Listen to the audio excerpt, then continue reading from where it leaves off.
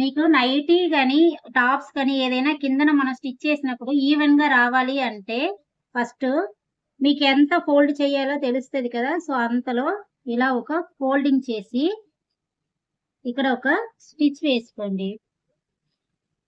వేసి తీసిన తర్వాత లైట్‌గా మీరు కట్ చేసుకోండి థ్రెడ్‌ని. సేమ్ ఆపోజిట్ వైపు కూడా మనం అలాగే స్టిచ్ వేసుకోవాలి. ఎంత ఫోల్డ్ చేసామో అంత. అంటే మీరు బిగినర్స్‌గా ఉంటున్నారు. నాకు స్టిచ్చింగ్ అయితే ఇలా ఫోల్డ్ చేసి చుట్టూ చేసినప్పుడు ఈవెన్‌గా రావట్లేదు అన్నవాళ్ళు ఈ టిప్స్ ఫాలో చేయండి. లేదు మేము బాగానే స్టిచ్ చేస్తాము అన్న వాళ్ళకి ఇది అవసరం ఉండదనమాట.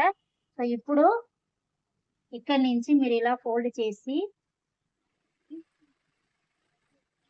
ఇలా మనం స్టిచ్ చేస్తూ వచ్చారు అనంటే